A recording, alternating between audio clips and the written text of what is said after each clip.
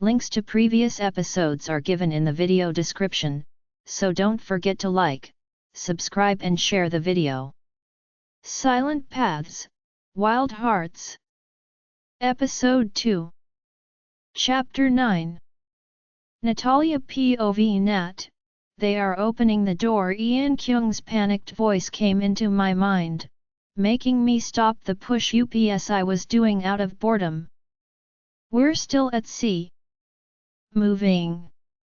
Maybe they are checking up on us. Make sure you're all shifted, I tell her as I shift myself and wait. We've been sailing for at least 3 weeks, but it was hard to keep track inside this box. I've almost run out of water. The food was gone a couple of days ago. I knew we either had to be getting close, or they would have some sort of backup plan for us to make it. They are giving us more food and water. Ian Kyung's relieved voice came through the mind link. I nodded to myself, forgetting for a moment she couldn't see me. Make sure you're still rationing. We don't know where they are taking us, I told her. Okay, she said, and I could feel the sadness in her voice. We're going to be okay. Doesn't matter how far we go, I will find us a way home, I reassured her.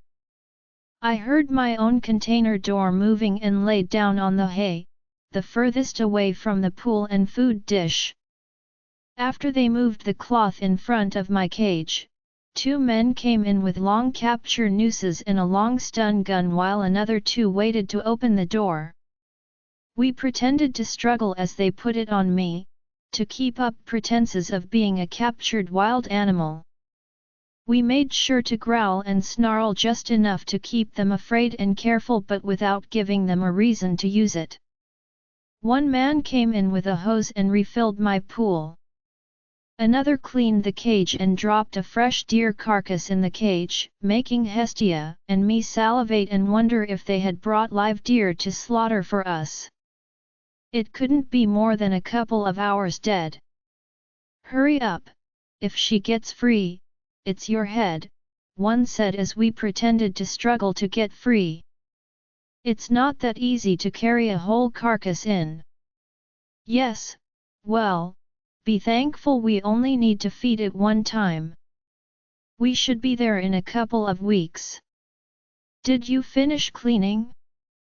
This place reeks of annoy. Hestia huffed at that, offended at the statement. It's not like they let us out to use the facilities. The last person got out and locked the cage. They released the capture nooses and I immediately ran towards the carcass. Unfortunately, the trigger got a little scared and jolted me with the stun gun, making me fall and whimper as the electricity seized my entire body. If you kill it, it's coming out of your pay, one said as they closed the door as they slapped him upside the head. It took us a few minutes for our muscles to stop seizing. Hestia walked towards the meat and began having a moderate meal. We still needed to make this last a while and I couldn't stomach the raw meat in human form. Once we were done, we went back to the hay and took a nap, wondering where we were going and how I was going to keep my promise to Ian Kyung and her parents. Helios POV, can you just pick something? I have zero interest in this, I hissed at Theo as we sat at the back of the room for the auction. I don't need anything this expensive, he said back. Consider it 187 years of anniversary gifts for you and Sebastian, I said a little softer. Theo's eyes lit up at that and nodded. We were past the halfway point of the auction and we had bought nothing so far. It was mostly antiques, and for someone that had lived through it all, I didn't really care. I have never been sentimental about material items. The money I had accumulated was more than anything a necessary evil. It made the transition to different countries easier. Starting a new life and identity requires money. I didn't want to struggle from scratch every half a century. Unfortunately, the only way to get invited to bigger auctions was to spend money. 2 items later, and Theo was the owner of a $2 million 18th century Chinese blue and red lotus vase. We were at the end of the auction. Most people had already left when they brought out a covered rectangle that was clearly either a painting or a mirror. This next item was discovered missing from the San Antonio Museum of Art, the auctioneer began. That piqued my interest, making me sit up straighter in the chair. It couldn't possibly be what I thought it was. Through considerable effort, we have tracked and acquired this piece for our most esteemed clientele. He nodded to the assistant who unveiled the painting underneath. My eyebrows shot up. Shall we start the bidding at 2 million? The auctioneer began. Isn't that I nodded absent-mindedly without letting Theo finish and raised my paddle. After a few minutes, it was just me and another person bidding against each other. Finally, I managed to purchase the painting I had donated to the San Antonio Museum of Art a couple of decades ago for $4 million. I received quiet applause and intriguing looks from the remaining guests. I made sure to smile politely, but inside I was boiling. Diego Rivera's El Albano belonged in a museum and now I would have to wait until I was ready to switch identities to have it returned to a museum again. My friend's talent deserved to be admired by the world. He had not battled so many personal demons to have this hanging in a home. Make sure that goes into the bank box, I told Theo. We hung around afterwards to transfer the money to be able to take our items home. I was making casual talk with the accountant when the gentleman that bid against me walked up. I'm Matthew, nice pieces you're taking home today. I suppose, I said lazily, making sure the auctioneer could hear me. I generally prefer more. I motioned with my hand as if trying to look for the right word. Adventurous collectibles. The type that makes your heart run a little faster when someone else sees it, I said, purposely vague, but I owed my associate here a birthday gift and the painting will be an anniversary gift for a lady friend, so I guess today wasn't a total loss. He nodded, understanding, and I could see the auctioneer making a quiet phone call.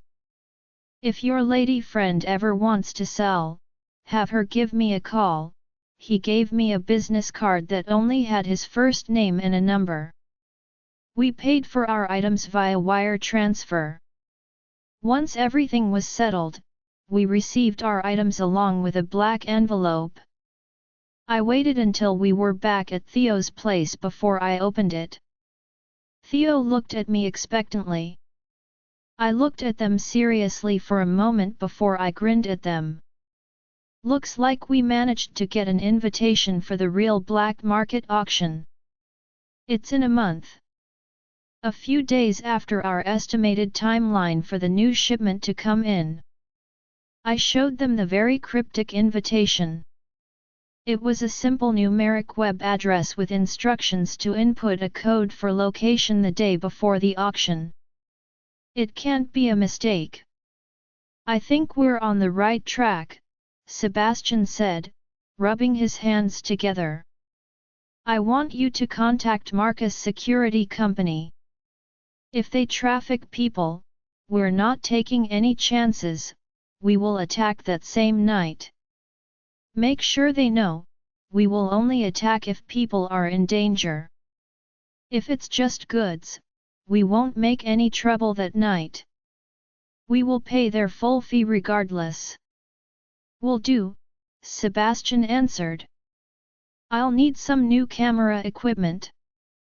We don't know what we're dealing with, so I'd like to remain in the shadows as long as possible, I said. What do you need us to do? Gonzalo asked, motioning at himself and Theo. Wait. We can't really do much unless we know what we're dealing with. Just watch our people carefully. See if they have communications outside of work. They needed someone on the inside. If we can find that person, it will be easier. In that case, did either of you pick up dinner? Sebastian asked.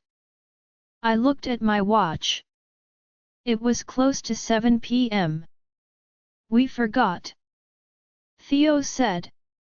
I'll order us some takeout, Gonzalo said. I'm actually going to head home. I'm tired. I'll pick something up on the way home. I lied. Sebastian looked at me with a knowing look but said nothing. I tucked the envelope back in my jacket. Something inside me was uncomfortable. It felt like an itching under the skin. Something was changing and I didn't like not knowing what it was. I walked towards my vehicle and I felt someone watching me. I looked around but couldn't see anything. I walked to my Lambo and began the drive home. I was going to grab dinner, but I still felt like someone was watching me, so once I got on the San Diego freeway and pushed my foot down on the accelerator. I only ever drove my Lambo when I needed to. Cars were something I enjoyed, but ones were too flashy to use. Driving to the auction was strategic, but now I was even more happy about it as I could be assured they would not be able to keep up with me. I parked the car in the garage, gave it a loving pat on the hood and headed into the house. I have a big kitchen. I could cook something but that would take too long. I went into the freezer and dug out the remaining container of pa soul soup and dumped it in a pot. As I let it heat up, I went out onto the deck that overlooked the ocean. Something was coming this way, and it would be here in a couple of weeks. I looked up at the new moon. Is this what you need me to do? I feel like everything is about to change, but I can't tell if that's a good or bad thing. I went to bed only to wake up to an email from Marcus. It said simply, Helios, Celeste had the same vision last night and thinks you're tired of hearing about it, but something tells me if the moon goddess sees the need to tell you to keep going on the path you're on, then you probably need to hear it, so here it is. You're still on the right track. Take care and keep going. If you need any help, please reach out. Marcus, I couldn't help the smile that came to my face. Thanks for the answer, sister. I said out loud as I answered his email, thank you. I will keep your offer in mind. Please let Celeste know that hearing I'm on the right path will only ever keep pushing me forward. Any chance you can give me a clue about the vision? Helios, the answer was almost immediate, no can do. I like having my skin attached to my body. You've seen the power my mate and the moon goddess have firsthand. I thought we were getting along. Marcus, I laughed and responded, it was worth a shot. I wouldn't want to be on their bad side again either. I got lucky they forgave me as it is. Helios. Helios POV. The next couple of weeks went by without incident. Business was business. Making my friends business partners was the best decision I could have made. I have realized over the last 10 months that they have so many more talents than I ever realized. If I ever have to part ways, I know they will be more than able to flourish on their own. The thought of having to start over without my friends was something that hurt more than I cared to admit. These had been my closest allies for over 1,000 years, but it was something that had plagued my mind a lot in the last few months. I didn't know where Seleni's path for me would take me, but I had to get used to the possibility that it would take me from here. I was sitting in a small hideout that Sebastian recommended. It was far enough that there was no way that they could see me, but with the camera lenses I bought, I could see the entire dock in front of the Castidian, the ship that should contain the black market goods. The only downside of this spot was that I was upwind of them. Hearing was not easy. I had set up another camera on a tripod for video. My adrenaline was rushing through my system as night descended. This was always the favorite part for me. Watching, studying, analyzing. There were so many nuances to keep in mind. People never realized how they walked, interacted with others, and even how they breathed said a lot about who they were and what their place in this world was. The insecurities you might display in the way you treat the people who were working for you, your leadership abilities you showed when you made people follow you through fear versus loyalty. This is what made it easy to dismantle these operations. Reading the cues correctly was key to avoiding loss of life. They arrived and I noticed instantly that they were all responding to a tiny man with glasses and a clipboard. Everyone around him scuttled around his order. If only I could hear what he was telling them. I sighed but checked to make sure the camcorder was still aimed at the correct area, before I brought the camera back up to my face and hoped I was getting everyone's face clearly so I could try to identify them later. When the first container was brought down, I noticed a couple of people coming down with it. They hung to the top. These must be the ones that came with the goods. It was slightly concerning that they needed keepers. I knew this ship was coming from South Korea. There was no reason that black goods carriers came with their goods on a 2-month trip one way without a good reason. Cargo ships were not luxury cruise ships. I was initially relieved when I saw nothing but thin and small boxes brought out. They did not look like weapons and, by the way they were carefully removing them, they had to be valuable art pieces. My relief was short-lived as they opened the second container. Even from all the way over here and the wind blowing the noise away from me, I could already hear the distressed growls and howls of animals. "Do you guys hear that?" I said into the mic. Gonzalo, Sebastian, and Theo were in 3 places nearer to the dock, out of sight with a team each. They were ready to attack at my command. "Sounds like a zoo. A distressed zoo." Theo's voice came over the comms. "We needed some earplugs for this," Sebastian grumbled. "Just hang tight. They only have 2 containers left," I said as I refocused the camcorder on the opening of the containers.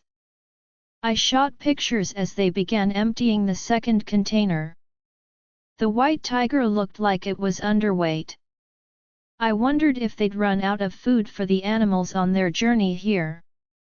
Next was a couple of dolls and my anger was mounting.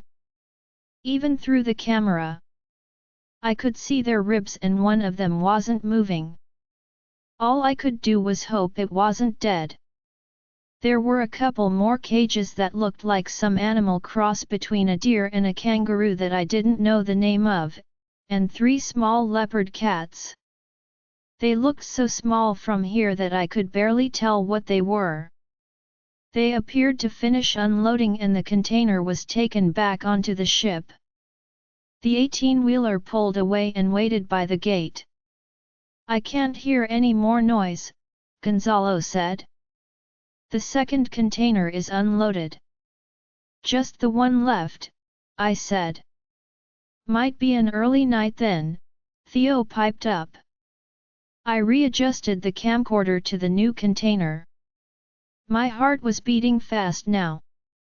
I saw 2 men go inside with chains and another 2 with stun guns after all the cloth had been taken off. I double-checked the camcorder was still recording and saw as they began taking out a big cage. It appeared to be empty at the start, as I could see no animal, then the end of the cage came into view and I sucked all the air around me. The most beautiful white wolf came into view. I couldn't see its eyes from here but her fur shined as the water and moon reflected through her. I had no doubt in my mind from the moment I saw her that this was no regular wolf.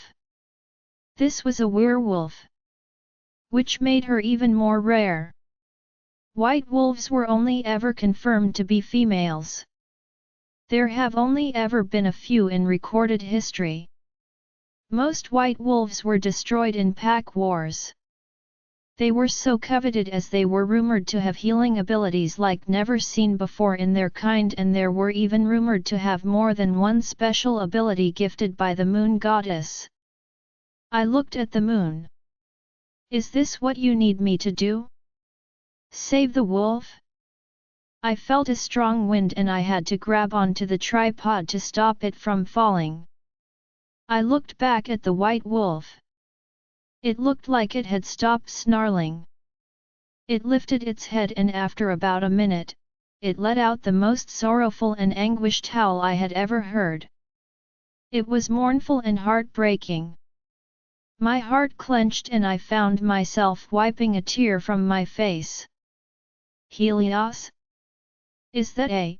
Theo asked, not able to finish the question, but I knew he had heard the same thing I heard. Yes, it's a werewolf. Theo, it's a white wolf. We have to save it. Should we attack? Theo asked.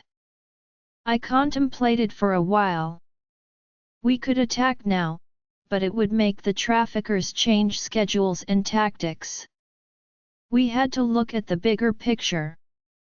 No, I don't think they know it's a werewolf. At least I hope so, since it's in a cage. A werewolf would just be transported in human form with wolfsbane or silver cuffs. Let's buy her at the auction so she can have her freedom without being tracked down. Just in case, do you have a way of getting a tracker on the truck? We can't let them leave with her without a way to track her. I'll go, Sebastian said. I took more pictures of the wolf, probably more than I needed to, while I waited for Sebastian to confirm the tracking was in place. I didn't know what else to do. Taking pictures was the only thing keeping me from jumping down and racing to the wolf. Everything in me screamed to protect her. I hadn't heard of a white wolf in at least 2 centuries. They should be revered, protected, and cherished. They were deemed to have the purest souls. I got it. Sebastian's voice came through the COMM link. I blinked, I hadn't even seen him get near. I saw the 18-wheeler holding the werewolf begin moving. Impressive, I didn't even see you approach. It's what I do best, he boasted, making me roll my eyes. All right, let's reconvene tomorrow. Thank the warriors for their service. We won't be needing them today. Hold 1 or 2 back only, I would like them to follow the tracker. Make sure if they switch transport vehicles that we don't lose them. We need eyes on the wolf at all times to make sure it will be at the auction, I told them. Helios, I'd like to track. I'll grab 1 other warrior just in case, but I'd like to personally make sure that we don't lose the wolf. She's important. Something in me says so, Sebastian explained. Do it, I said simply. I understood the feeling he had. I went home and downloaded the entire video and pictures onto the drive. While they were downloading, I walked out to my balcony. I looked up as the full moon shined down from behind the clouds. I won't let you down, sister. I vowed. I walked back into the bedroom and looked to make sure that everything transferred over. I opened one of the pictures and looked at the werewolf again. She was looking up at the moon. I zoomed in on the face. Its amber eyes were staring at the moon. I couldn't look away. Natalia POV: the ship has finally come to a stop. Ian, make sure you're all shifted. Are your friends doing okay? I asked her. We'd run out of food 3 days ago, but her friends hadn't been as careful with their water and hadn't had anything to eat or drink in days. They were getting weak. Part of me wondered if this was their plan all along. An animal won't fight back if they are passed out. They are weak but okay. I gave them some of my water this morning.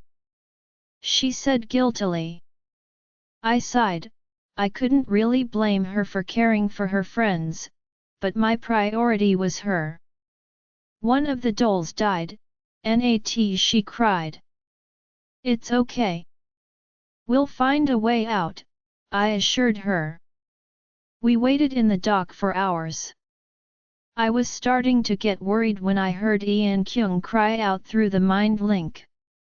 The container is moving. Nat, I'm scared. She cried out. They are unloading you.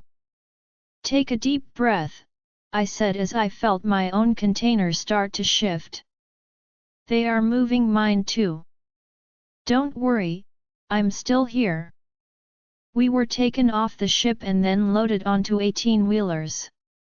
As I was being wheeled out, I felt a strong wind as we were wheeled out of the container. I closed my eyes and let the wind surround me. This was the first breath of fresh air I'd gotten in goddess knows how long. A second breath of fresh air hit me and Hestia stopped growling. An intoxicating smell of the sea at sunset and plumerius reached my nose. Mate, Hestia said in our head. No, Hestia, we made a deal. No mates. I said, and even though the words came from me, I felt both of our pain as the words left me. Hestia didn't respond. Instead, she looked up at the full moon and howled a howl of mourning. I let her cry out her frustration, because she knew I would not change my mind. I looked through her eyes at the full moon, wondering why she was punishing me again. We stopped moving after about 45 minutes and unloaded into what looked like a big warehouse. They put Ian Kyung and her friends a couple of feet away as well as some other endangered animals around us. They finally gave us water and food, and this time, I didn't hold back. Even if we were moved again, they should be feeding us again before we did. I eyed our surroundings while I ate. There were industrial-sized shelves all around us that were filled with objects. They looked to be antiques or high-value items. Black market, Hestia told me, and I concurred. I squinted my eyes when I was sure the men were not looking my way. The labels at the end of each shelf were in English. We were either in England or somewhere in the Americas. I wasn't sure which one I would prefer. I'll need to observe them for the next few days to know for sure.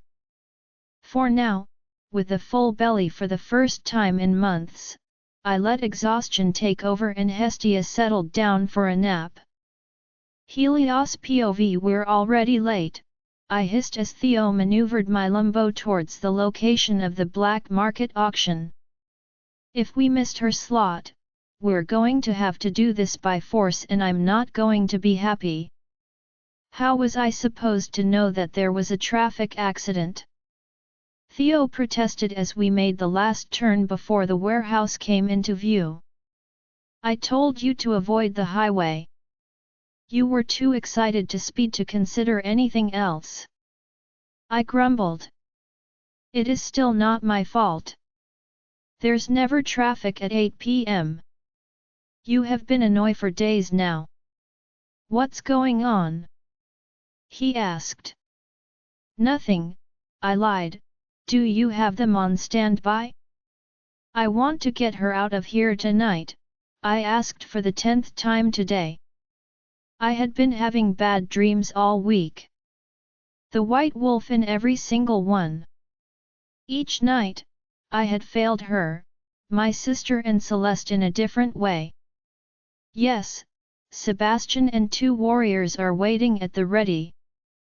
He's going to be the driver in case we need him. Gonzalo and another 3 will wait for us around the corner in case anything goes south. Did you remember the special business cards? Yes. I want to take no chances, I said, pulling the cards out of my pocket to double-check. We arrived at the warehouse and were met by a valet who requested our invitation and scanned an area of the black front. Something beeped as we stepped out. There must have been some sort of hidden authentication code. We walked in as they were in the middle of concluding an auction for one of the leopard cats.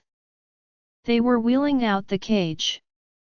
We sat down and waited for the next auction. Another cat was wheeled out. I wasn't really paying attention as the auction began, my mind on the wolf, until Theo elbowed me. Helios, that's not a cat, he hissed in my ear. My eyes went to the cat, who seemed to be pressing itself to the back of the cage, as far from the auctioneer as it could. Its eyes were going everywhere. It was very aware of everything that was happening. Instantly, I raised my paddle. We need to figure out who bought the other one. If this is a shifter, the other ones probably are too, I whispered back as I raised my paddle again to counter bid. We managed to get the other 2 cats for almost $1 million together. It was always me and one other gentleman bidding at the end. He didn't look very happy that I had won them both, and I was betting he was the buyer of the other cat. They went through a few more auctions of some valuable antiques from East Asia. The dolls were bought by the mystery bidder, while the Siberian musk deer, the weird animal we had not been able to name that first night, went to another bidder. We couldn't see any awareness from them, so we were convinced they were not shifters. Not that I've ever seen shifters of anything else but bears, wolves and big cats. Our final item for tonight is as rare as it gets. We've never before seen something as big, beautiful, and deadly. The auctioneer said and motioned to one of the staff, who pulled the curtain to the back warehouse. Everyone stood straighter as they heard the low growl. She was brought in and instantly everyone started whispering to each other, but all I could see were her amber eyes looking around for something. I could see the moment she realized whatever it was, wasn't there. A look of anguish crossed her magnificent features. She lifted her nose in the air and then her amber eyes met mine and held them. It was like the room stopped moving and I got lost in her eyes. Theo elbowed me again and I realized that the bidding had begun. I instantly raised my paddle and looked back to her. She was still looking at me, but there was a look of betrayal and anger in her features. It surprised and confused me. The bidding continued and reached the $6 million mark. I could see the mystery bidder becoming angrier and more frustrated until finally, at $6.5 million, he broke his paddle without a glance at me. There was applause and curious looks thrown my way, but all I could see was the wolf being wheeled out the other door. Make sure Sebastian is aware we're going to have more than one to transport. I turned to Theo as we got up from our chair. From my periphery, I could see the mystery bidder coming towards me. When he was getting close, Theo motioned slightly to my left and I turned to see him standing behind me. Successful night of bidding for you, Mr. de la Luz. Thank you, Mr. I asked back at him. Dreaker, he said. I would say pleasure to meet you, but you did drive up the cost of my new toys quite a bit, I smirked. Yes, about that. I saw you bought the other 2 leopard cats. Any chance I can buy the white wolf for your cost plus the 3rd cat? You can have the complete set. I'm afraid not, but if you're not interested in the cat, I can take it off your hands, I said lazily. I'd part with a dole for the right price, but the leopard cat will only be exchanged for the wolf, he told me, pretending to feel bad about his decision. Internally, I rolled my eyes, but instead, I pulled out one of the special business cards.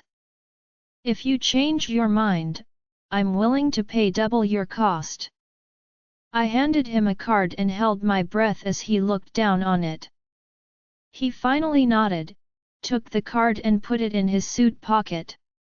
I will be sure to contact you in a week to see if you've changed your mind on the wolf, he said. He nodded at Theo and excused himself. You think he knows? Theo asked when he was sure we were not being overheard. I shook my head as we reached the accountant. You've got the information for the wire transfer? I asked him. We had spent more than I thought we would and I wasn't sure if the old accounts still had enough money for this. Usually, I kept the previous identity open for at least a decade before closing them with about 5 million, but after the initial auction, I asked Theo to transfer over more money, but I am not sure how much he transferred. Yes, we should have no issues, he answered. Yes, we should have no issues, he answered. Make sure the driver is nearby. I would like to get home at a decent hour. I said a little louder for others to hear. He'll be ready, he said. We transferred over the money and asked where we could send our driver to pick up our purchases and then requested we be taken to them. I was anxious about getting them out of here. They were underfed, and I have no idea what kind of medical condition they were in. We waited for one of their staff members to lead us to the warehouse. We were near the loading docks of the warehouse.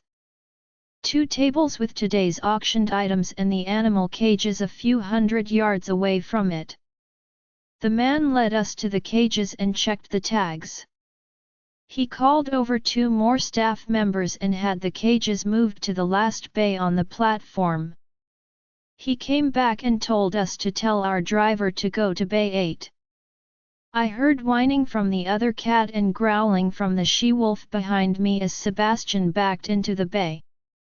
I went up to the window as he maneuvered and jumped on. Are you wearing a COMM? I asked him as an idea popped into my head. He nodded. I need the COMM and I need a tracker. I told him.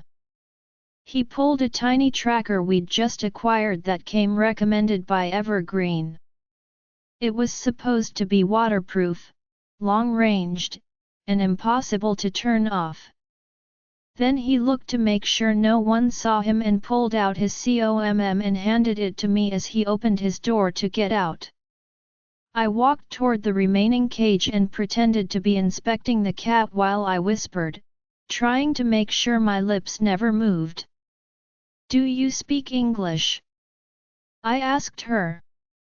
Her eyes went wide and she gave me the tiniest of nods. I'll get you home. Just make sure they don't find this tracker, I said as I dropped the tracker by her paw. Her knowing eyes met mine and I could see the smallest twitch of the head bob at me as I saw her paw step on the tracker.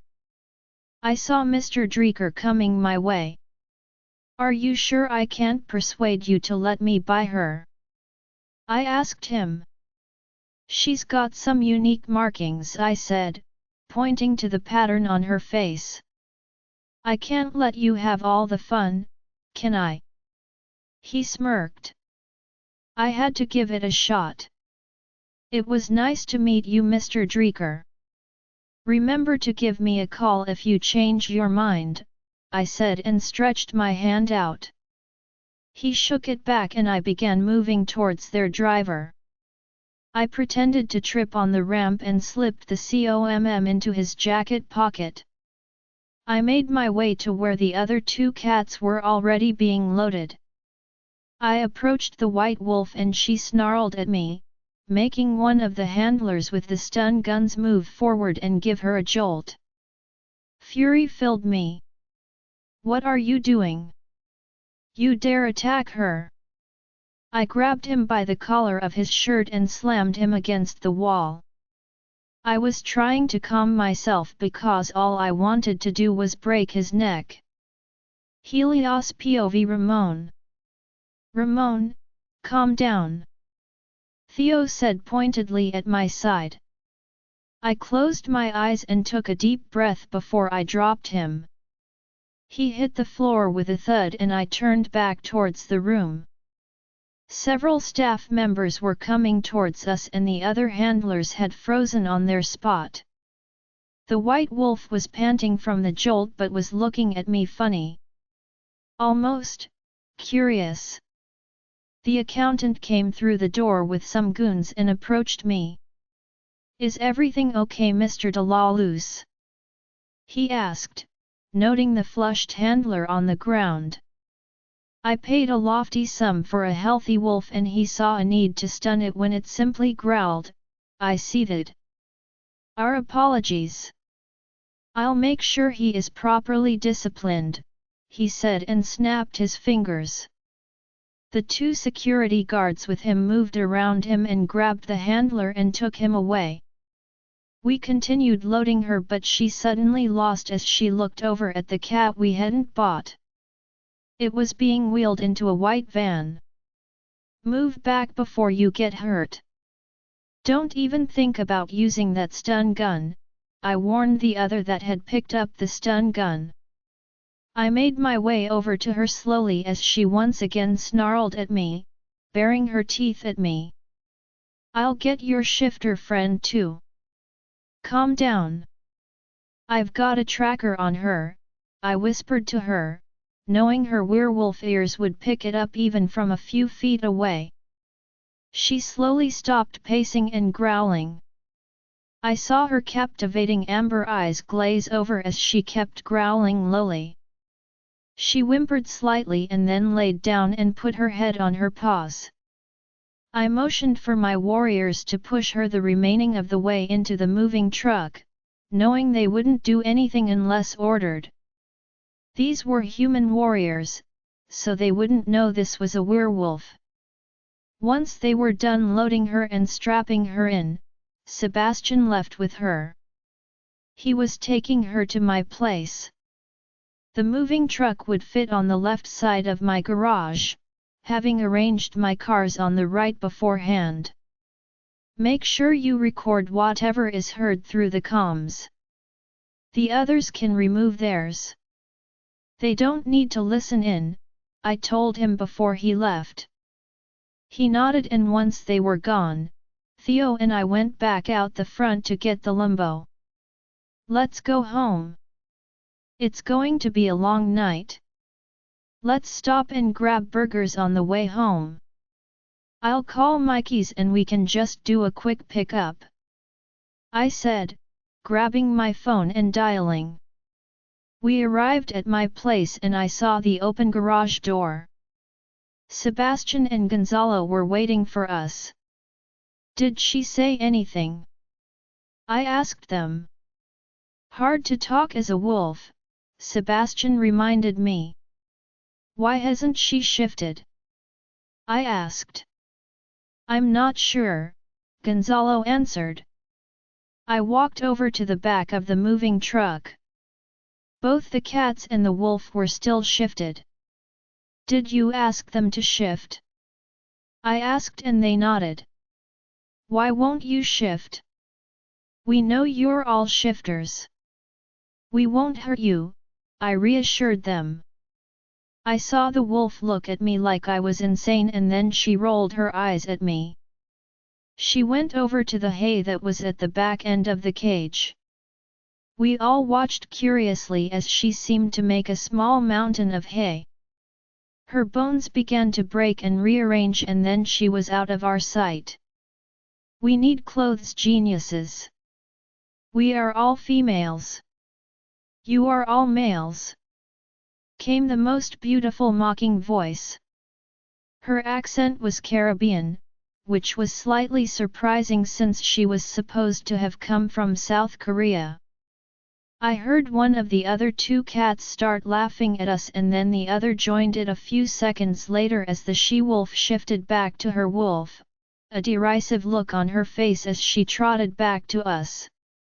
Why didn't we think of that? Theo said. He was right, we had only prepared to save her.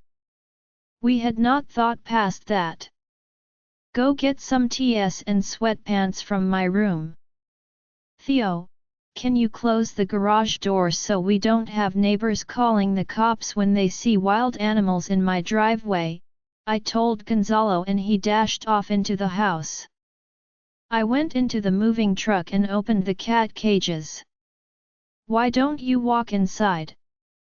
I'll guide you all to the spare room so you can shift and change, I said gently. Finally, I went to the she-wolf's cage and opened it. She moved her head to the side and then looked back at the cats and nodded at them. They exited their cages and walked towards us slowly. I noticed the cats basically stuck to her haunches as they walked out of the moving truck. They must be young. I grabbed the clothes from Gonzalo and I led them to one of the spare bedrooms on the first floor. I put the clothes on the bed as they came in. We'll be in the living room when you're ready. We can talk about how we will get your friend back, I said, and closed the door behind them. Are the trackers still working? I asked Sebastian, who was already on the computer, clacking away.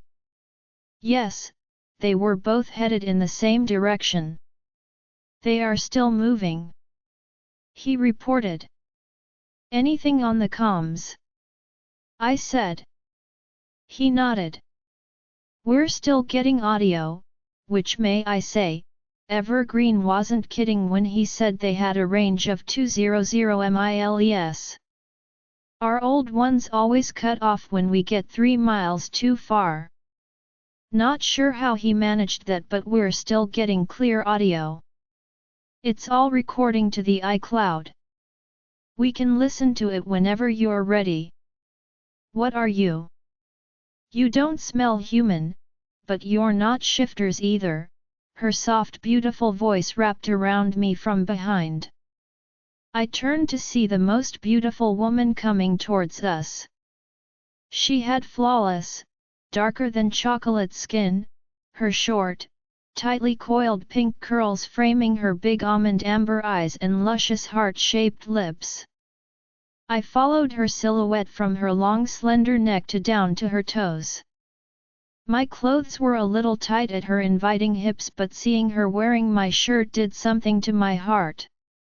I snapped out of it when I noticed the two small girls behind her, one of whom was holding on to her shirt tightly. I shook my head for a moment and my eyes went back to her face, which had one eyebrow up. I was not used to having this reaction to a woman and, clearly, had been caught staring. I tried and failed to stop the heat that filled my face. I cleared my throat. No, we are neither. We have food for everyone. Then we can talk. I shook my head for a moment and my eyes went back to her face, which had one eyebrow up. I was not used to having this reaction to a woman and, clearly, had been caught staring. I tried and failed to stop the heat that filled my face. I cleared my throat. No, we are neither. We have food for everyone. Then we can talk. The boys got up and grabbed plates, cups, and cutlery. I am not sure what you guys like, so just help yourselves, I said as we sat at the long kitchen table. I rarely used this one, preferring instead to eat outside on the patio, but that little table was not suitable for 7 people, plus I wasn't sure if they would try to run the first chance they got. She turned to one of the girls who was still hanging onto her and spoke Korean to her. He's got food. Let's get some food in us and talk to them. We'll find Ian Kyung after. Even if we have to run, okay? Don't worry. I smiled at the girl as she moved around from behind her, trying not to look intimidating, and told her in Korean, I promise. We just want to help. We won't hurt anyone.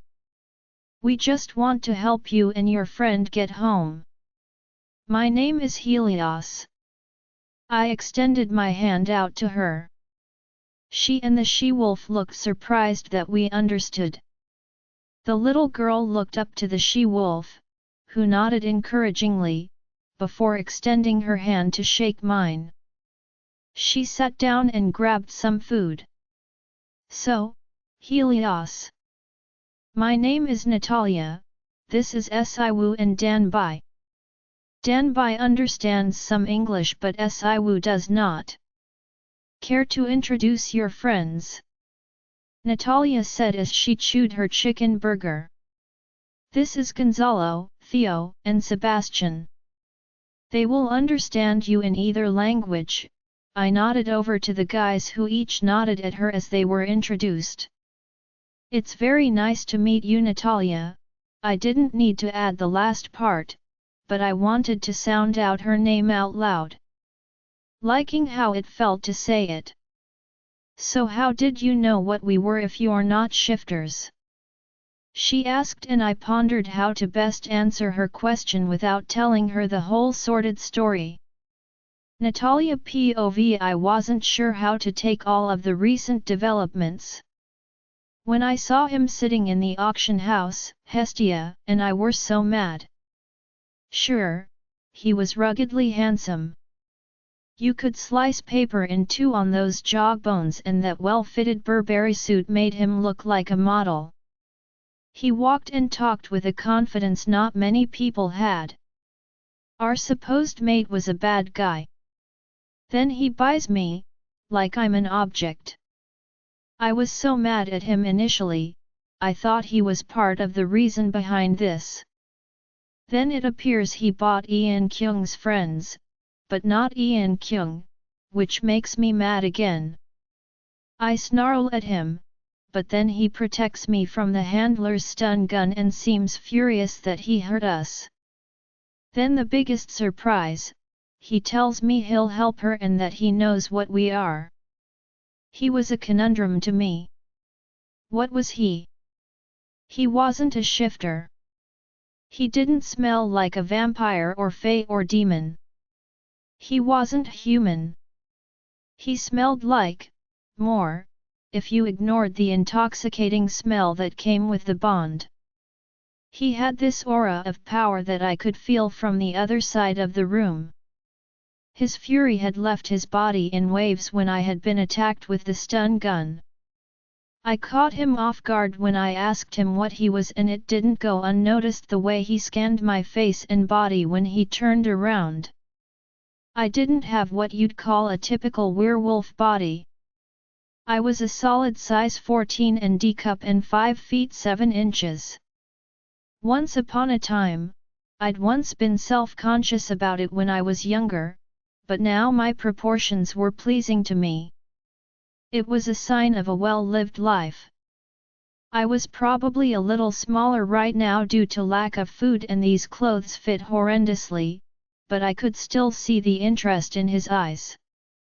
I was really glad that he wasn't a shifter or a vampire or a fae. He wouldn't feel the bond the way I did and would make it easier to ignore the pull of the bond.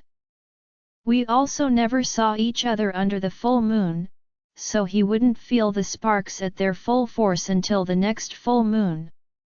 But Hestia and a small part of me were hoping to see that recognition in his eyes. Even though we had decided that we wouldn't do the mate thing again, a part of me yearned to be loved again. You mean you decided? I still want my mate. Hestia growled in the back of my mind. You know what will happen if we accept the mate bond. I can't go through that heartache again, I told her. She huffed and curled up in the back of my mind before she blocked me. So how did you know what we were if you're not shifters? I asked again between bites of my chicken burger. You were easy to identify. You're bigger than a normal wolf. But your friends, Theo was the one that noticed that extra awareness first. He nodded towards his friend. What extra awareness? I asked, bewildered. She seemed to know what was going on.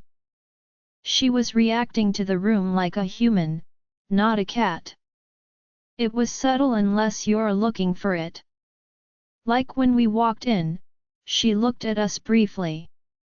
She was staying away from the auctioneer and there was a slight panic when the winning bid was announced. Theo explained between bites of food. I nodded. I told her to act like a cat. How did you guys end up caught? Sebastian asked. I sighed and wiped my mouth with a napkin. I am friends with Ian Kyung's parents, I began. We began noticing strange activity in the woods and set up some cameras to see what was going on. We asked the kids to stay out of the area, but you know teenagers, Ian Kyung and 4 other kids snuck into the woods to have a camp out. They got caught in a trap. 2 got away but Ian Kyung, Siwoo and Danbai were too little to escape. Shifter leopard cats shift at 13. Ian Kyung had just shifted a few months ago and this was her chance to join the other teenagers. After we figured out what happened, I found where one of the traffickers lived and started using my wolf to bait it to catch me. I made a promise to her parents to bring Ian Kyung home, I said, and hated the way my voice wavered at the end. I schooled my face to hide all of my emotions and looked back at the men sitting on the other side of the table. How did you guys get involved in this whole mess? We took over a shipping company and found some inconsistencies while going over the books, the man named Theo said. It is a common thing in shipping. We have a few years of experience dismantling black market operations. Gonzalo covered a laugh with a cough at this. Clearly there was an inside joke in his words, but I made no mention of it. We found the pattern and staked out the ship that brought you in. I nodded, remembering that was when I had smelled my mate in the wind. He must have been close. You said you would get her back. How? I asked, looking at my mate this time. Although there appeared to be no clear hierarchy, it was obvious he was the leader. As he should be. Our mate should always be strong, Hestia purred, and I did my best to ignore her. We bought some new gadgets in preparation for tonight, Sebastian said with a smile. He got up and brought over the laptop. He pulled up the tracking software and showed her the map. Both trackers were still in the same place. One is a tracker we gave your friend. The other is a microchip embedded into some business cards. It's accurate to 100 yards and, he said excitedly, looking at Helios before turning on the sound of the laptop. A man was giving orders through the speakers. Helios slipped one of our comms into the driver's jacket. We should be able to get some kind of information of their operation. Hopefully, he said, crossing his fingers and grinning like a boy. I was impressed, but kept my face expressionless. I stood up. Great. Let's go get her, I said. And Theo choked on his fries. Sebastian got up and started patting him on the back, and I couldn't help but notice the look of love that passed between both as Theo finally got his breathing under control. Sebastian gave him a little kiss on the forehead and Theo went red again, but this time from becoming flustered. I turned to look at Helios, who was smiling at the exchange, but when he met my eyes, his smile faltered and he pulled a hand through his hair. We can't go in blind. There's big money behind these people. A lot of power. We will put everything and everyone in danger if we just jump into this. I won't put my friends in danger. I nodded. That's fair. He seemed relieved at my answer before I continued. I'll take the address and we'll get out of your hair, I told him, ignoring Hestia's whimpers in my head at having to leave her mate. I turned to the girls and said in Korean, "Girls, we're leaving soon. We have to go get Ian Kyung and find a way home." Helios flew out of his chair. You can't do that. What surprised me wasn't the fact that he wanted to stop me, it was the fact that he sounded almost desperate. I knew he couldn't feel the bond, so why was he reacting this way? And why can't I? I asked him, crossing my arms. You have no money, no place to stay, no weapons, no plan. You'd just be putting everyone in danger. Please think about this, he said as he sat back down on his chair. At least sleep on it. We've been working on this for months. We can help. And if I sleep on this and still decide to go on my own, will you stop me then? I said stubbornly, admitting to myself that he might have a point but unwilling to tell him that right now. I will give you some money and the address, he said, looking defeated. It cost him to say that for some reason. I will give you some money and the address, he said, looking defeated. It cost him to say that for some reason. Give him a chance, Nat. We are given a mate for a reason. What are the chances that we meet our mate after all these years halfway around the world in a country we had no plans to go back to? Hestia pleaded. My heart clenched at her words. I know how important mates are to our wolves. We will get Ian Kyung back and head home. There's no point getting attached. You know how it will end, I told her gently, but knowing it did nothing to stop the hurt we both felt. Then at least consider his advice. He's not wrong. We have nothing here. We need his help to rescue Ian Kyung, she growled at me before she blocked me again. I sighed and lowered my arms. Everyone was looking at me to see what my answer would be. I sat back down on the chair and continued eating my burger. Fine, I will sleep on it, I said, and let the girls know we would be spending the night. I couldn't help but notice the relief in Helios' face before he nodded and excused himself to ready the guest rooms.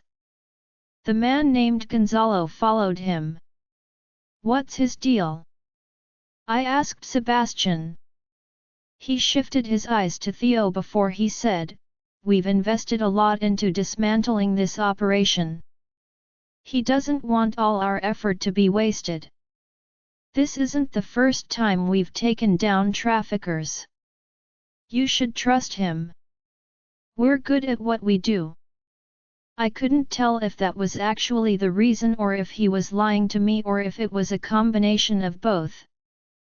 I guess I couldn't necessarily expect them to be an open book after an hour of knowing each other.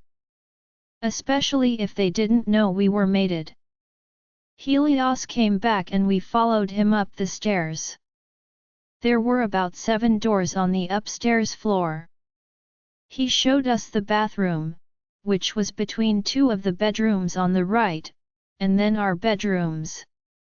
The girls decided they wanted to sleep in the same room, so he put them next to one of the bedrooms. He showed me to the one on the right. The room was bigger than the one the girls were staying in. It was in the same color scheme, cream and red. The bed was in the middle of the room with a mahogany poster frame with matching night tables and a beautiful vanity dresser against the opposing wall.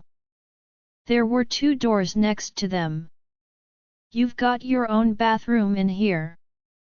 The other door is a closet. We can take you to shop for clothes for you and the girls tomorrow. That's if you decide to stay anyways, he finished the last sentence quietly. I nodded at him and walked in, accidentally grazing his arm as he got out of the way. The sparks went up my arm and I had forgotten how strong they could feel. I struggled to keep my face and body composed as I felt Hestia purring through the block. I turned around at the door awkwardly. Helios was looking at me weirdly but said nothing as he just stood there. Not knowing what to say, I grabbed the door and simply said good night before closing the door on his face. I heard him sigh and footsteps heading back towards the stairs. I went to the bathroom and was surprised but pleased to see the shower had a rainfall shower head and jets. I set the water temperature to as hot as I could get it and stepped in, almost moaning at feeling all the grime and dirt wash away from my body. It'd been too long since I'd been able to have a shower. I plopped down on the bed and, despite knowing I should be on alert in case they tried to pull something, I fell into a deep sleep in less than 5 minutes. Helios POV. I felt the static shock hit my arms as she pushed past me and it felt like it went straight through me. It was like I'd been zapped by my own lightning. With a sigh, I went back down the stairs. Gonzalo, Theo, and Sebastian were still in the kitchen, cleaning up all the mess. You think she will stay? Theo asked me. I hope so. She doesn't strike me as dumb, I said, looking back towards the stairs as if waiting for her to bolt down the stairs and out the door. Yeah, but the girl clearly means a lot to her if she let herself get caught, Theo reminded me. I turned to look at him and noticed he was back at the table on the computer. So, we should probably have a plan by morning. Sebastian suggested, doubt evident in his eyes. I looked up at the crescent moon, wondering what it was that she wanted me to do. Help the girl now or bring down the traffickers. We should get the girl. She will be the key, Gonzalo said. How could you possibly know that? Theo asked. Because Celeste told me, he answered, as if it was the most normal thing in the world to him. Excuse me? I asked. She told me before we left, but just said save the cat, saving her will be the key but said she couldn't tell me more and I'd know what it meant when the moment came, he said calmly. Why wouldn't you tell me this before and why would she tell you and not me? I asked incredulously. She said your destiny wasn't the only one in the balance, all of ours were. We're tied to each other. As to why she didn't tell you, I dunno. Did you annoy her off lately? He shrugged. I racked my brain, wondering if I had done something to annoy her off, and came up empty. I don't think so. She wouldn't have given us all those baked goods when we left if I had. You got baked goods and you didn't share. Sebastian accused us. You literally spoke about her baking like it was the most amazing thing on this earth, and the whole time you had some you could have shared and you kept it to yourselves.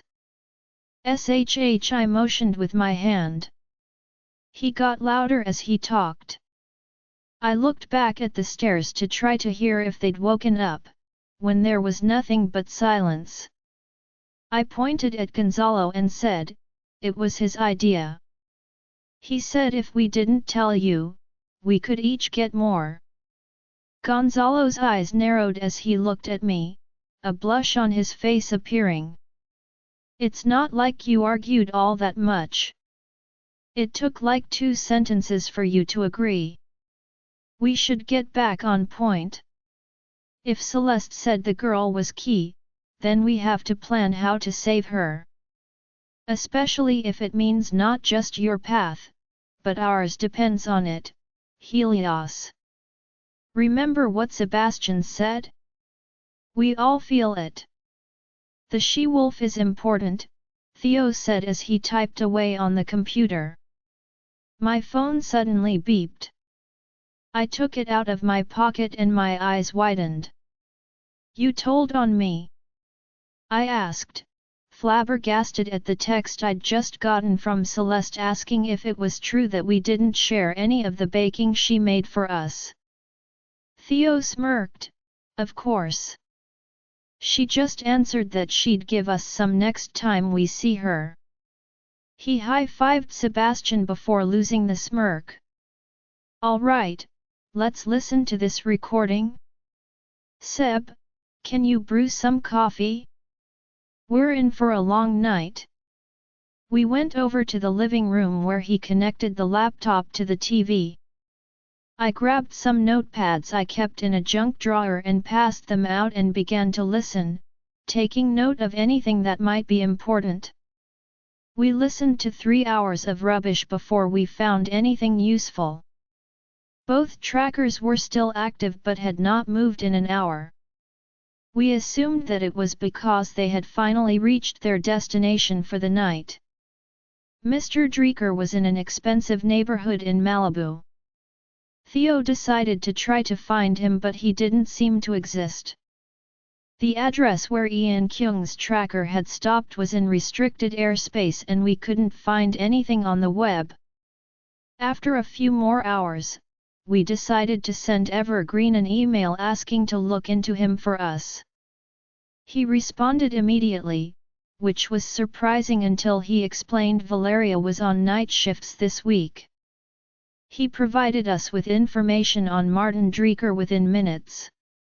He was some sort of retired Silicon Valley app creator that made a ton of money from the game. Evergreen's notes mentioned something about it being one of the first to use the pay-to-win platform. He had sold his app about 10 years ago and nothing had really been heard since. The property was also his, but Evergreen wasn't able to find me any kind of layout for the property. We still had nothing around 3 a.m. when we gave up. There was not enough time to plan anything and everyone was falling asleep on the couch. They settled in the other guest bedrooms before I went to bed myself. I had a dream, but this one was different. I could see Selene on a platform far away. She was looking down towards a platform in front of both of us. It looked empty but for a field of wildflowers. Or so I thought at first. We both stared at the platform for a few minutes before I caught sight of a white wolf. She is staring up at Selene and lets out a howl not unlike the one from the dock. It was full of sorrow and despair. She takes a few steps forward and a number of shifters start walking up behind her. There were several wolves, cats, and even a bear.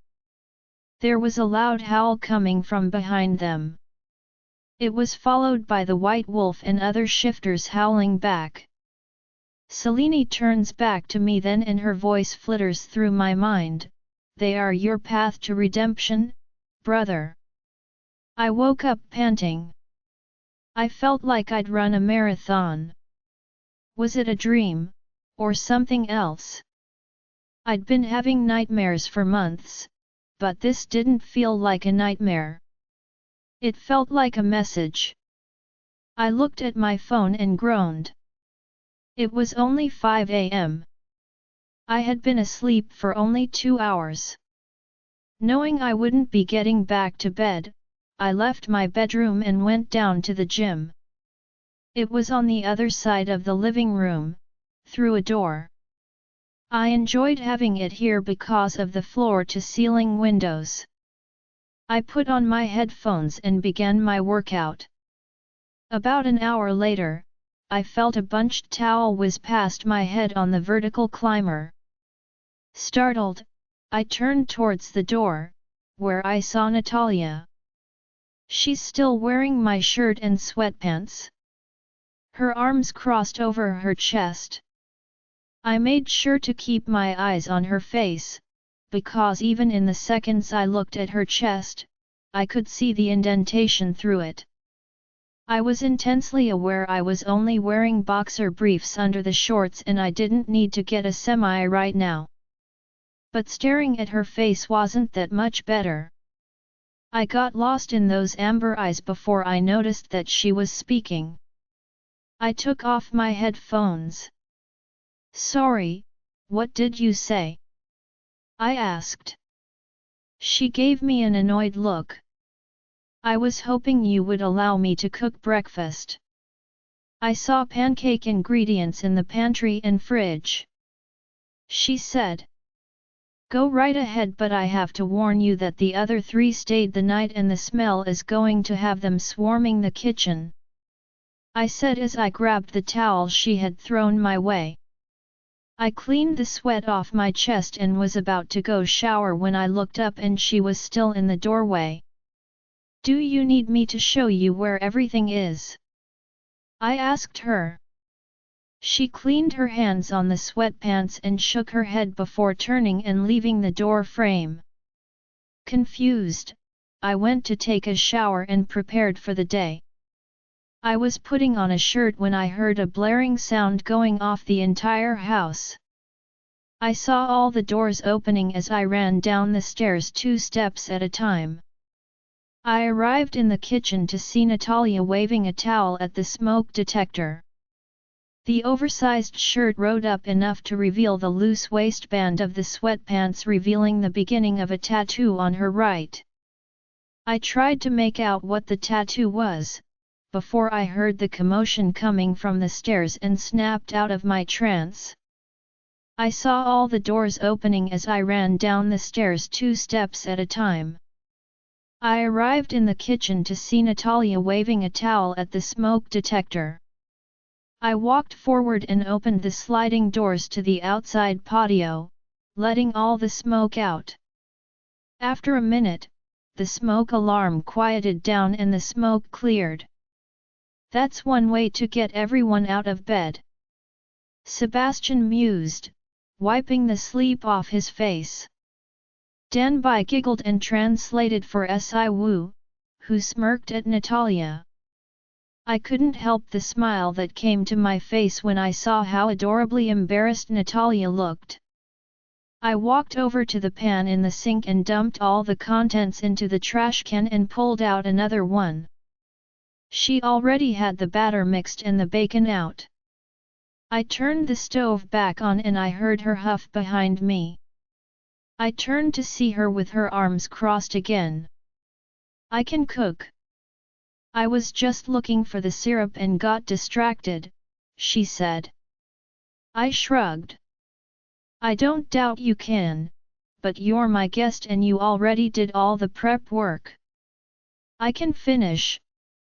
Have some coffee," I told her. Her eyes softened a little and her arms uncrossed. She went over to the cupboards for a cup. I turned back to the stove as I set some bacon on the already hot pan. Theo went to the fridge and came out with some fruit and juice and the syrup as I began cooking the pancakes and bacon. We ate in silence for a while. The girls seemed to be enjoying the food. I wondered if this was their first time having American pancakes. I saw Natalia look at me while she ate several times. I think she wanted to ask something. She opened her mouth as if to speak when my phone rang. Alpha Marcus, what can I do for you? I said as I stood from the table and walked outside the patio. The door was still open. It's just Marcus, Helios. You watched me sleep for 5 HRS, I think we're past the formalities. The laugh in his voice made me smile. We have come far from where we were a year ago. Celeste said she's getting the guest suites ready for you and your friends. She's expecting you in 3 days. She said to make sure you bring all your friends. I didn't miss his emphasis on the word all and smirked. Of course she would know, she's got a better in with my sister than I ever will. I have a feeling Kara is one of her favorite wolves. You know, she could make this a lot easier if she just told me, instead of giving hints. I grumbled. Hey, we don't make the rules. Kara is told what we're allowed to tell you by the moon goddess, but I guess it doesn't hurt to mention that Celeste and I have kicked up our training. Hint hint, he laughed. I see, I laughed. Thank you Marcus, I doubt I'd be able to figure this out on my own. My sister didn't exactly leave me with instructions. Tell me about it. I could use some parenting instructions myself. I can't get Corey to stop biting everything in sight, including people. I swear he's going to shift before he turns 1. He laughed. Oh, that reminds me. I'll send you a video. See you in 3 days, he said. See you then. I said. Natalia POV. I could only hear random words here and there. Something about a sister. Helios walked back inside a lot happier than when he went out. His phone beeped and I could hear a man asking in a baby voice, "Come to daddy. Come on. That's my girl," followed by a woman's yipping before she yelled, "Corey. No biting." Helios chuckled before he began texting back before he passed the phone to Gonzalo. I felt Hestia purring at the sound. I had to school my face and looked down at my pancakes. I felt his deep masculine chuckle all the way down to the tip of my toes, making them curl. There was a soothing warmth to it that made me want to hear it again. I finished eating to get my stupid hormones under control, determined to ignore the pull of the bond. I felt Hestia growl at my thoughts, but she didn't block me. We had business to discuss today. So what time is good for you to discuss getting Ian Kyung back? I asked the table in general as I got up and took my plate to the sink. I began scraping at the burnt pan, now that it had been soaking. Well, we kind of hit a Sebastian began. Actually, Marcus just gave me an idea, Helios said. Oh. Theo answered and I turned around. We're heading over to pick them up in 3 days. They are going to be helping us get her back. They are expecting all of us there, Helios said, and that got Sebastian and Theo excited. Whoever they were, it was clear that they were close. 3 days is too long, I said. Am I just supposed to sit on my laurels while she's going through goddess knows what? I made a promise to her parents. If you can't help me, just give me the money you promised me and we'll be on our way, I huffed. I wasn't finished, Natalia, he said, and I could hear the annoyance in his voice, though I couldn't see his face from where I was at. We hit a dead end yesterday. The location they have her in is restricted airspace. We have no pictures, no surveillance, and no layout. If we assume he's a regular buyer of endangered or rare animals, it's likely well protected. He's also a rich and retired Silicon Valley CEO.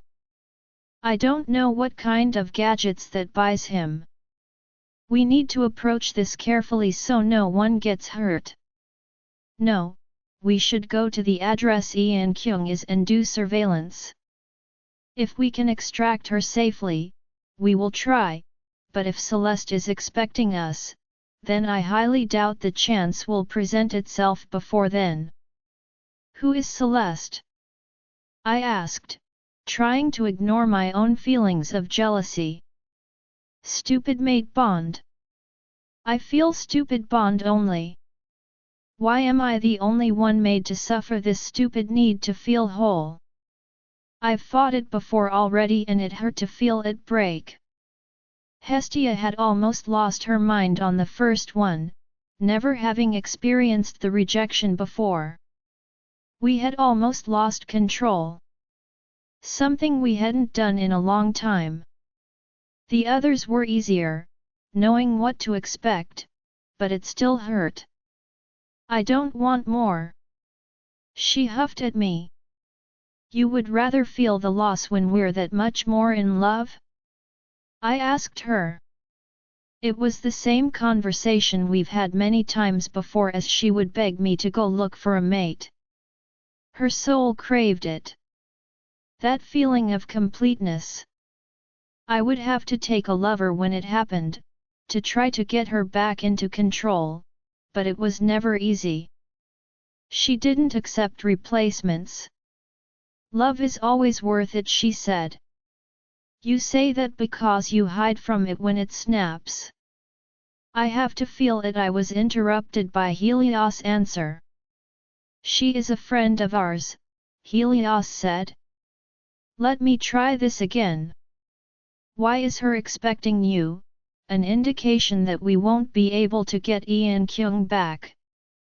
Unless, I see him turn around to look at me and I see him nod as I figure out what it means. She has the gift of sight, but it is not public knowledge, he said with an implied threat in his voice. Hestia bristled at what sounded to her like he was choosing to protect her from us, his mate. I quickly remind her that he doesn't know this, but it barely helped. I don't have a habit of talking to other packs, I said through gritted teeth. Can I ask you a question? Theo said. My eyes snap to him and I give a curt nod before turning my glare back on Helios. Do you even belong to a pack? We may not be able to smell the same way wolves do, but there's still an undeniable stench to rogues. You don't smell like a rogue, but you also don't smell like them. I didn't need to look at him to know he was talking about the girls. I don't belong to any pack and I am not a rogue, I said. Then how? Most white wolves have a unique gift that lets us create a mind-link bond to anyone with whom we have a personal connection. A good friend, mate, lover, etc. That connection simulates the connection to a pack and keeps our wolf sane. I don't need to belong to a pack.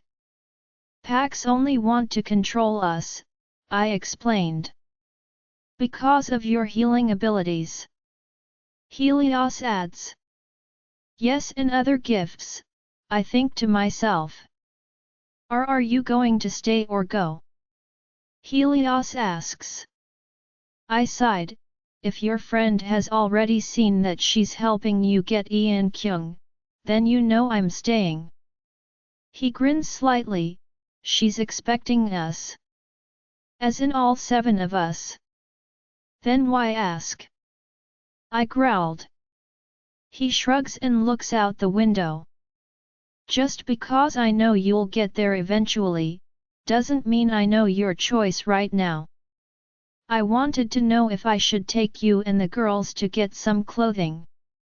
You should wear more than my sweatpants. My face heats, oh I need a shower first. I say and I move towards the stairs. I stopped at the steps and looked at the girls. Behave and yell for me if you need me. An hour later, we're in an SUV. Theo and Sebastian went home to pack and they are renting a larger vehicle for us to travel and Gonzalo went to gather his things. We were meeting back at Helios' house for dinner. Helios kept frowning at the girls and it was starting to bug me. They were being good, quiet and behaved. He took us to a store and told them to grab whatever they wanted. I was going to tell them to only grab enough for a few days, but, after what they went through, they needed something happy happening and my mate Helios. Not mate, I mentally scolded myself. Helios was clearly loaded, so I doubt it would put him in financial trouble. I went and grabbed a few things for Ian Kyung. There was nothing here in my size, so I assumed that we would hit another store after and just went to stand with Helios as we let the girls shop. He looked like he was in his own thoughts, his eyes following the girls everywhere they went, a frown on his face. What was his problem? What is your problem with them? Not a kid person. I growled lowly at him. What is your problem with them? Not a kid person. I growled lowly at him. He turned to me with confusion in his eyes. Pardon. You keep frowning at the girls. If you mind them around, just let me know. We can get out of your way. I hissed. To my surprise, his eyebrows shot up, he began laughing. What's so funny? I said, trying not to let it show how much I enjoyed his laugh. I crossed my arms and looked away. You're right, I do want them out of the way, he said, making me snap my eyes at him, but he was smiling. I opened my mouth to speak but he didn't let me. I have been wondering if you would let me ask the Crescent Moon Pack if the girls can stay with them for a few days when we get there. They have gone through enough already. I don't know what we're going to find when we get there, but I trust that my sister wouldn't have sent me on this journey without it involving significant risk. I don't want them near the danger, he said. My stomach fluttered at his concern. Crescent Moon Pack is filled with women that have been through terrible things before they were rescued. They couldn't be in better hands while we free Ian Kyung. I know you have no reason to trust me, but I don't think they would be safer anywhere else. He finally looked away from the girls and his brown eyes pierced into mine, and straight to my soul. Please think about it. I nodded, not trusting my voice not to purr like Hestia was doing in the back of my head. We headed back to his place and I went up to take a cold shower. Everything about this man was driving me insane. Stupid mate bond. I growled in the shower. I didn't ask for this. I don't want another mate. Why can't you just leave me alone? I asked the moon goddess. We deserve to be happy, Hestia answered for the moon goddess. Just to plunge into darkness again. I won't do it. Get that through your thick skull.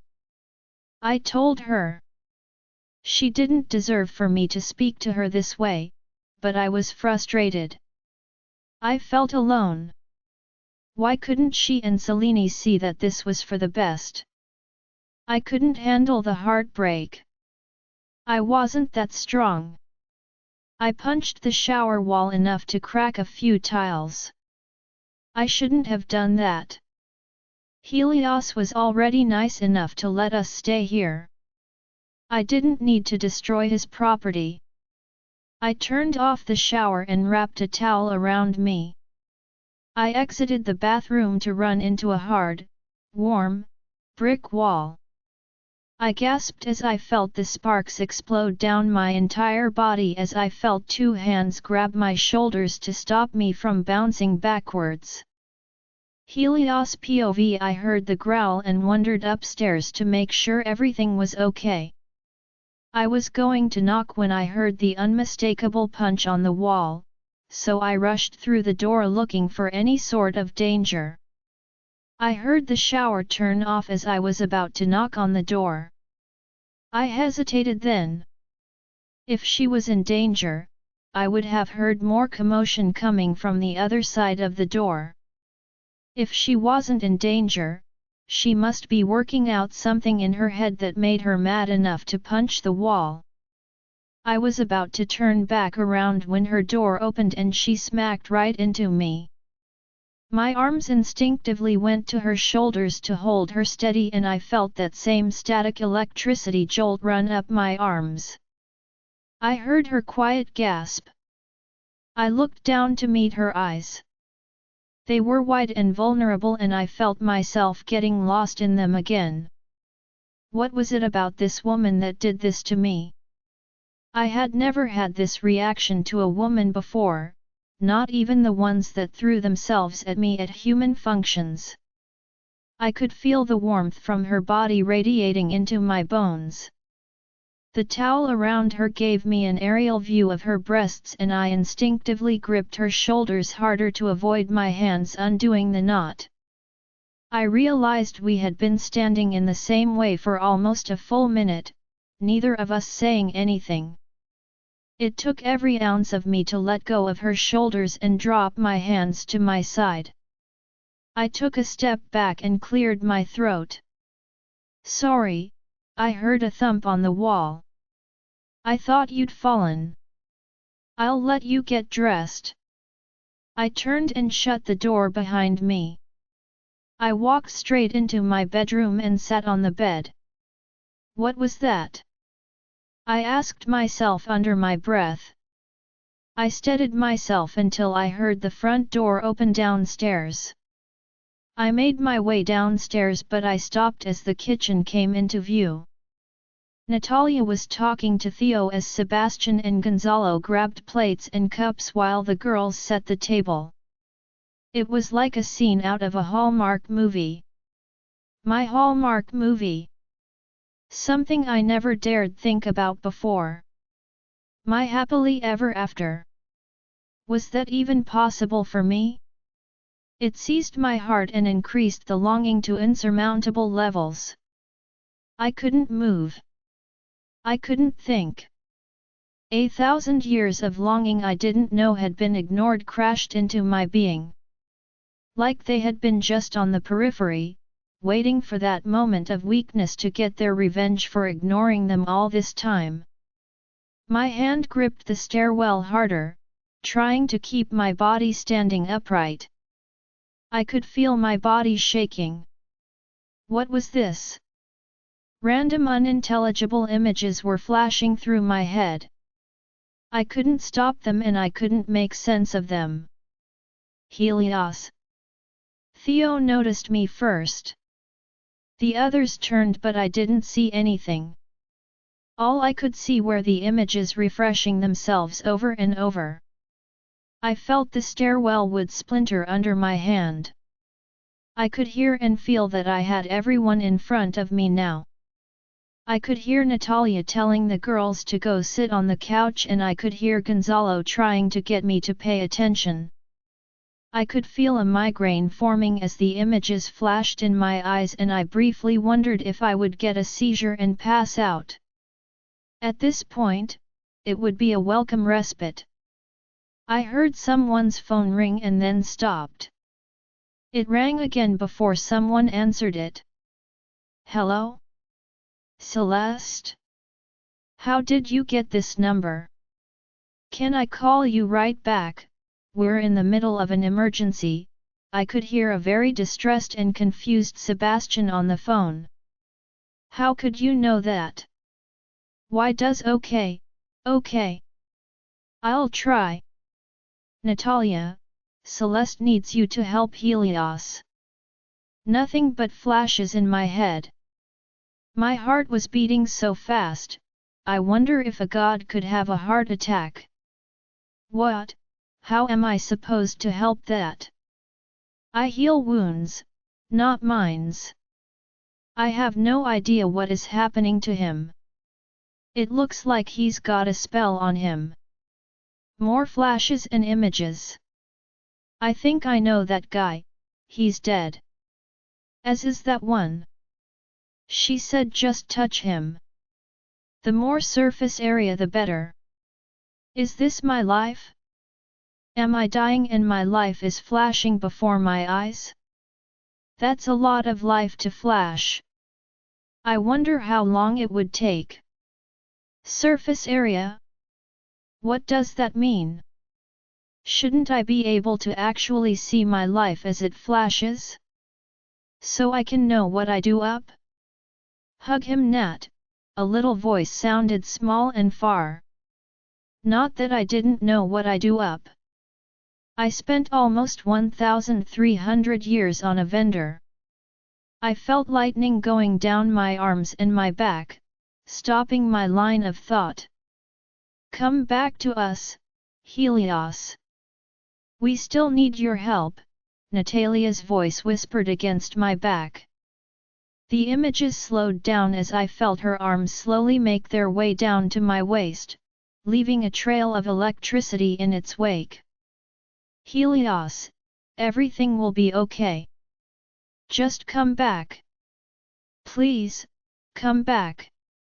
I felt her arms tighten around my waist. The flashes stopped and, slowly, I could see my friends in front of me, their faces full of concern. My arm left the stairwell and went to her arms on my waist, feeling the sparks everywhere our bodies touched. As my eyesight came back and my heart slowed down, the sparks diminished back to a static shock sensation. Natalia's arms left my waist and my knees buckled and I fell down the last 2 steps and face planted. Sorry. I thought he was good. I heard Natalia hiss and her arm fell on my shoulder. Yeah, he's back I think. Okay. I will tell him.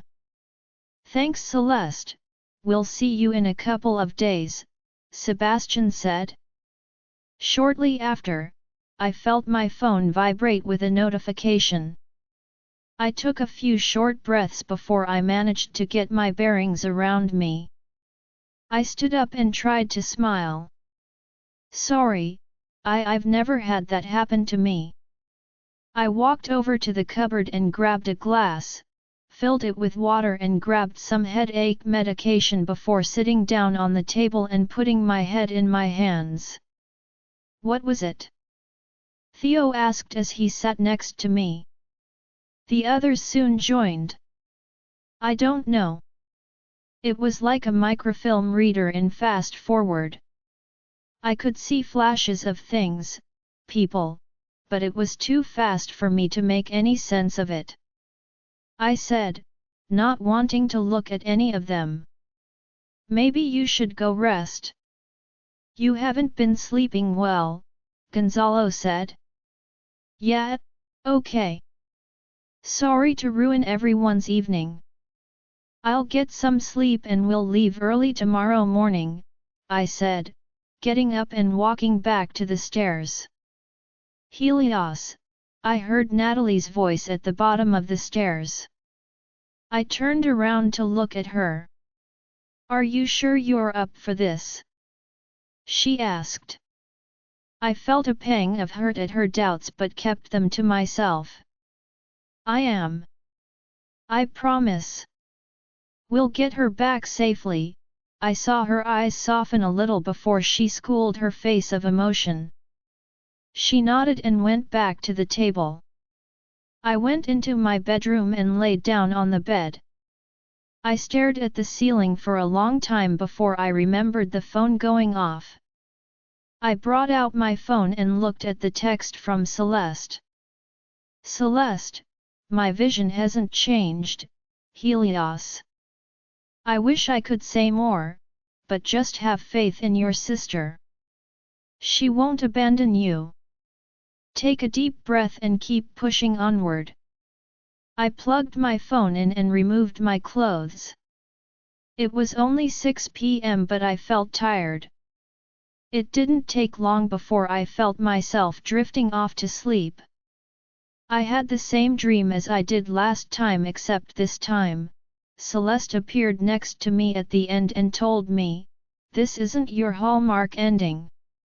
This is the beginning," as she smiled and looked over towards the shifters, waving at them. I didn't wake up this time though. I slept until 5 a.m. when the alarm on my phone rang.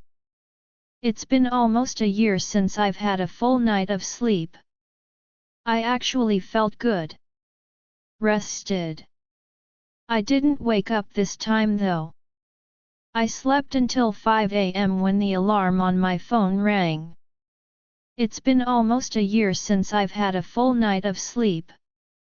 I actually felt good. Rested. I showered and went downstairs where I found Natalia cooking breakfast. "Good morning," I said, and she turned around, startled. I felt my heart flutter at her smile. It was a foreign feeling, being attracted to her, but not unpleasant. I smiled back and headed for the coffee. "Good morning, feeling better?"